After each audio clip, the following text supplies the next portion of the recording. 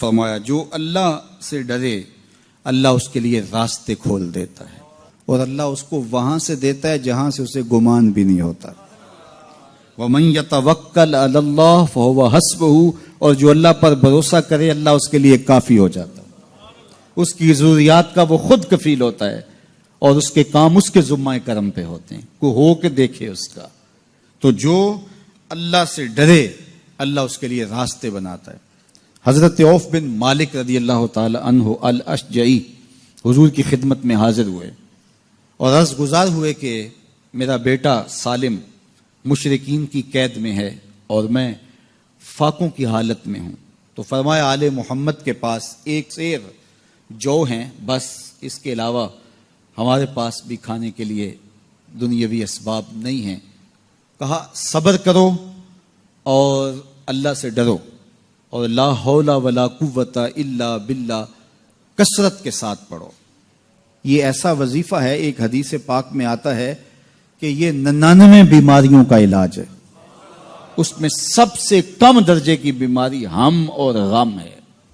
یہ دکھوں کا مداوع ہے، مشکلات کا علاج ہے، اور یہ وظیفہ میرے حضور نے بتایا. حضرت ابو ذر غفاری رضی اللہ تعالیٰ عنہ کو حضور نے 5 چیزیں بتائی تھی. ان میں سے 5ویں چیز یہ تھی کہ ابو ذر کثرت کے ساتھ لا حول ولا قوت الا باللہ پڑھا کرو. فرمایا عرش الہی کے نیچے ایک خاص خزانہ ہے، یہ وظیفہ وہاں سے آیا ہے.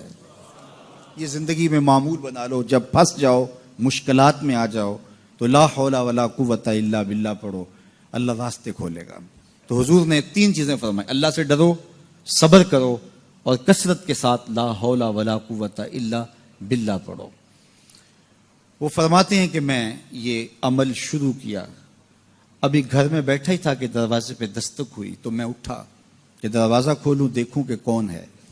تو دروازہ کھولا، دیکھا میرا بیٹا کھڑا ہے اور اس کے پیچھے 100 اونٹ کھڑے ہیں. تو میں نے کہا کہ تم اور یہ اونٹ؟ کہا مجھے موقع لگ گیا، میں ان کی قید سے بھاگ آیا اور آتے آتے ان کے 100 اونٹ بھی ہانک لایا ہوں. وَيَرْزُقْهُ مِنْ حَيْثُ لَا يَحْتَسِبُ، وہ تمہیں وہاں سے رزق دے گا جہاں سے تمہیں گمان بھی نہیں. اس کے ہو کے تو دیکھو. اللہ اکبر. اللہ کے ہو جاؤ تو پھر وہ تمہاری ضرورتوں کا کفیل ہو جائے گا. فرمایا حضرت عبداللہ ابن مسعود رضی اللہ تعالیٰ عنہ نے کہ کسی شخص کو فقر و فاقہ آ جائے تو وہ لوگوں کو بتائے کہ میں آج کل بڑے مشکل حالات میں ہوں، ہر وقت لوگوں کو بتاتا رہے تو اس کی مشکل بڑھے گی، اس کی مشکلیں آسان نہیں ہوں گی اس طرح. اور اگر وہ اپنی اس مشکل کو کسی سے شیئر نہ کرے بلکہ مصلی بچھا کے اپنے رب سے کہے کہ مالک فقر و فاقہ آ گیا ہے اور اس کا علاج تیرے پاس ہے، اس مرض کا مداوع تیرے پاس ہے. تو حضرت عبداللہ ابن مسعود فرماتے ہیں کہ رسول کریم نے فرمایا جلد یا بدیر اللہ اس کو مالا مال فرما دے گا. یہ بھی کبھی کر کے دیکھو. مشکل آ جائے، فاقہ آ جائے، مصیبت آ جائے، کسی سے نہ کہو، صرف اپنے رب سے کہو، پھر دیکھنا اس کی کرم نوازیوں کا می کیسے برستا ہے. فرمایا اللہ پر بھروسہ کرنے کا جو حق ہے اگر وہ تم ادا کر دو وہ تمہیں ایسے رزق عطا کرے جیسے پرندوں کو عطا کرتا. ہم تو دکان پہ جانا ہوتا ہے، فیکٹری میں جانا ہوتا ہے، ہم اپنے کاروبار پہ جانا ہوتا ہے، نوکری پہ جانا ہوتا ہے، مزدوری پہ جانا ہوتا ہے، ہمیں پتہ ہے کہاں آج صبح جانا ہے.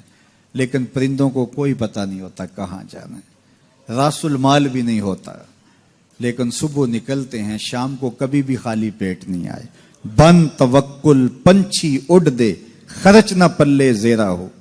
گھر سے خالی پیٹ نکلتے ہیں، جب واپس آتے ہیں تو پیٹ بھرے ہوئے ہوتے ہیں، اور پھر جو ان کی ضرورت ہوتی ہے اللہ وہ ساری ضرورتیں پوری کرتا ہے، جو ضرورت ان کی ہوتی ہے. یہ شیر کتنا گوشت کھاتا ہے اللہ روز اسے دیتا ہے. یہ ہنس روزانہ سچے موتی کھاتے ہیں، اور آپ مارکیٹ میں لینے جائیں لاکھوں روپے لگا کے تولے ماشے کے حساب سے آپ خریدتے ہیں، پھر بھی آپ کو یقین نہیں ہوتا کہ یہ سچے ہیں یا 2 نمبر ہیں. اور ہنس دنیا پہ کروڑوں جانور پائے جاتے ہیں، روز کھاتے ہیں، صبح بھی، شام بھی، دوپہر بھی، پیٹ بھر کے کھاتے ہیں، اللہ روز انہیں عطا کرتا ہے.